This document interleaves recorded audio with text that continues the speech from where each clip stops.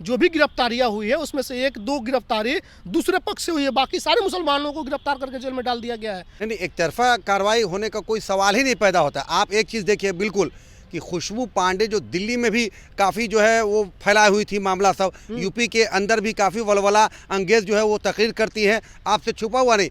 आज बिहार के अंदर जैसे उन्होंने ये काम करने का किया, हमारे नेता माननीय नीतीश कुमार जी ने पकड़ के जेल में भेजने का काम कर दिया कि तेजस्वी प्रसाद यादव जी बैठ करके बयानबाजी कर रहे हैं, तो क्या उन्होंने कोई नोटिस लिया? क्या उनका बयान कोई एक लफ्ज भी आया? क्या उनका ट्वीट आया? क्या नहीं आएगा उनका। झूठ मूठ का मुसलमानों से मोह दिखाते हैं, प्रेम दिखाते हैं, लेकिन मुसलमानों के लिए उनके दिल में कोई जगह ना है, ना उनकी पार्टी में कोई जगह है। बोल रहे हैं कि मुसलमानों की तरफ कोई तिरछी नज़र से देखेगा, गंदी नज़र से देखेगा तो नज़र ठीक कर देंगे। तो कहाँ भी है नज़र ठीक करने के लिए? तो वहाँ चले नहीं जाना चाहिए उनको, वहाँ जा करके देखना ना चाहिए। खाली अपना पोड़ा में कहीं जाते हैं। अब मौलाना फिरोज अगर कोई ट्रैफिक के रूल को थोड़ा सा तोड़ के आगे जाते हैं तो पुलिस अगर 2-4 लाठी मार देती है, तो वहाँ रुक करके इतना बयानबाजी करने का काम करते हैं। 2-4 लाठी नहीं मारा गया था वहाँ पे। ठीक है, हम खुद कह रहे हैं, उससे हम एतराफ़ नहीं करते हैं, उनका पुलिस से बकझक हुआ, लेकिन इंसाफ नेता नीतीश कुमार जी करते हैं। आपने देखा कि उसमें जितने मुलविस थे पुलिस प्रशासन के पदाधिकारी, सबको उन्होंने सस्पेंड करने का काम किया। तेजस्वी सिर्फ राजनीति कर रहे हैं हाँ, मुसलमान के मुद्दे पर। सिर्फ मुसलमान के मुद्दे पर राजनीति करते हैं। अगर मुसलमान के मुद्दे पर राजनीति करते नहीं करते तो अभी जा करके उनको देखना चाहिए था। उन सब के लिए उनको फुर्सत नहीं है। आप कह रहे हैं मौलाना फिरोज की बात, हमारे भी यहाँ मुजफ्फरपुर में भी ऐसे कांड हुए थे, कभी नहीं पूछते, कभी नहीं जाते। तो 28 साल का किला आपने उपचुनाव बेलागंज का देखा होगा, मुसलमानों ने ही ढहाने का काम किया। और बेलागंज में हमारी पार्टी जो आज कहते हैं आप, वहाँ हमारा समीकरण भी उतना मुकम्मल नहीं था। वहाँ यादव बहुल और मुस्लिम बहुल क्षेत्र था, लेकिन मुसलमानों ने नीतीश कुमार पर यकीन किया और सुरेंद्र यादव को हराने का काम किया। आज हमारी पार्टी वहाँ जीती है। जमुई के बलियाडीह का मामला हम आपको लगातार दिखला रहे हैं कि वहाँ पर क्या कुछ हो रहा है, लेकिन एक सवाल जो सबसे बड़ा सवाल है, वहाँ के लोग आरोप लगा रहे हैं कि एक तरफा गिरफ्तारी हो रही है। सिर्फ मुस्लिम पक्ष से सबसे अधिक लोग गिरफ्तार हो रहे हैं, लेकिन वहीं दूसरे पक्ष के जो लोग हैं वो पटना में बैठ करके मीडियाबाजी कर रहे हैं, मीडिया में बयानबाजी कर रहे हैं, लगातार वो अपने पक्ष को रख रहे हैं, लेकिन पुलिस उन तक क्यों नहीं पहुँच पा रही है। यही बात करेंगे। हमारे साथ जेडीयू के नेता इरफान दिलकर साहब हैं, जो मुजफ्फरपुर से ताल्लुक़ रखते हैं और बिहार की राजनीति में काफ़ी सक्रिय हैं। जेडीयू से आप ताल्लुक़ है, आपकी सरकार है। अब आरोप लग रहा है कि आपने तो पहले कार्रवाई ठीक किया, लेकिन एक तरफा गिरफ्तारी क्यों हो रही है वहाँ पे? नहीं, एक तरफा कार्रवाई होने का कोई सवाल ही नहीं पैदा होता। आप एक चीज़ देखिए बिल्कुल कि खुशबू पांडे जो दिल्ली में भी काफ़ी जो है वो फैलाई हुई थी मामला सब, यूपी के अंदर भी काफ़ी वलवला अंगेज जो है वो तकरीर करती है, आपसे छुपा हुआ नहीं।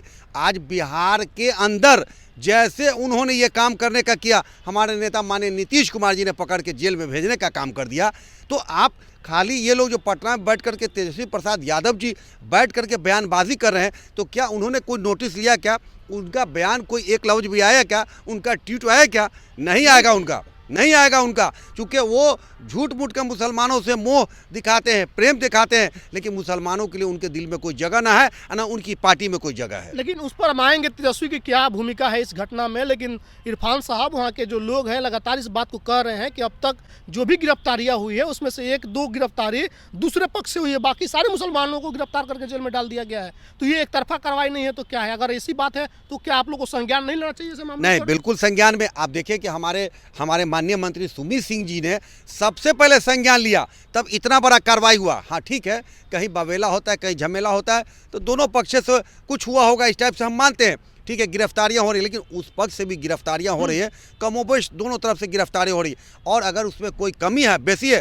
हमारे नेता का पूरा ध्यान केंद्रित है। हम वहाँ के एसपी से बात करने का काम करेंगे, हमारे माननीय मंत्री बात करेंगे कि अगर कहीं से दूसरे पक्ष को अगर उनके साथ ना हक तलफी हो रही तो उस पर भी उनका हम ध्यान आकृष्ट कराएंगे एसपी का। अभी जो आप तेजस्वी को बोल रहे थे, तेजस्वी तो बोल रहे हैं कि मुसलमानों की तरफ कोई तिरछी नज़र से देखेगा, गंदी नज़र से देखेगा तो नज़र ठीक कर देंगे। तो कहाँ भी है नज़र ठीक करने के लिए? तो वहाँ चले नहीं जाना चाहिए उनको, वहाँ जा करके देखना ना चाहिए। खाली अपना पोड़ा में कहीं जाते हैं। अब मौलाना फिरोज अगर कोई ट्रैफिक के रूल को थोड़ा सा तोड़ के आगे जाते हैं तो पुलिस अगर 2-4 लाठी मार देती है, तो वहाँ रुक करके इतना बयानबाजी करने का काम करते हैं। 2-4 लाठी नहीं मारा गया था वहाँ पे। ठीक है, हम खुद कह रहे हैं, उससे हम एतराफ़ नहीं करते हैं, उनका पुलिस से बकझक हुआ, लेकिन इंसाफ नेता नीतीश कुमार जी करते हैं। आपने देखा कि उसमें जितने मुलविस थे पुलिस प्रशासन के पदाधिकारी, सबको उन्होंने सस्पेंड करने का काम किया। तेजस्वी सिर्फ राजनीति कर रहे हैं मुसलमान के मुद्दे पर। सिर्फ मुसलमान के मुद्दे पर राजनीति करते हैं।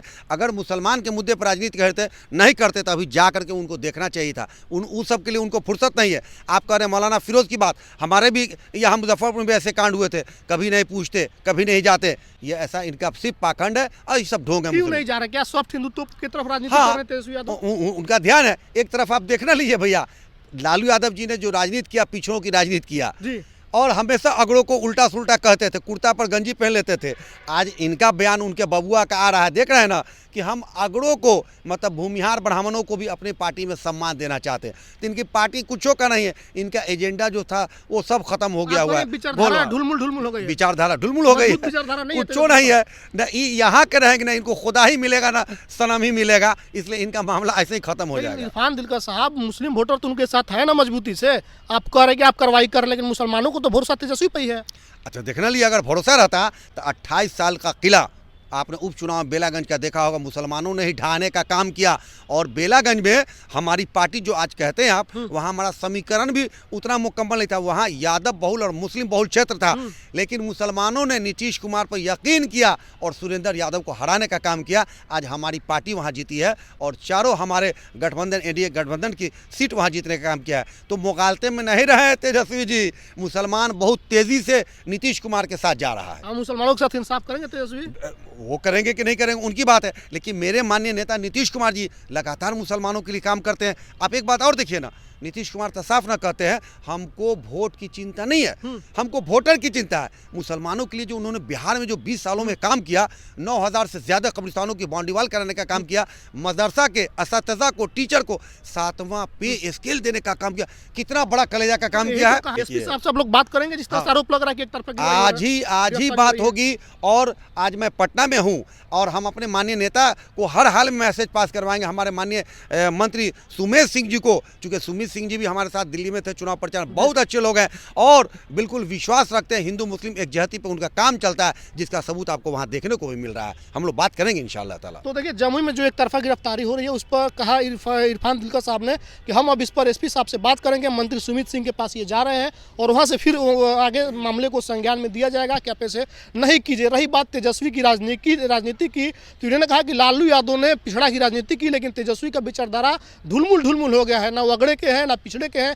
मुसलमानों के साथ तो खड़े हो ही नहीं रहे हैं, सिर्फ मुसलमानों के नाम पर वो राजनीति कर रहे हैं। अगर मुसलमानों के हमदर्द है तेजस्वी, तो क्यों नहीं गए जमुई? ये उनके लोग बताए कमेंट करके। वीडियो पर आपको जो भी कहना है कमेंट बॉक्स में जरूर लिखिएगा। आप वीडियो को शेयर कीजिएगा। धन्यवाद।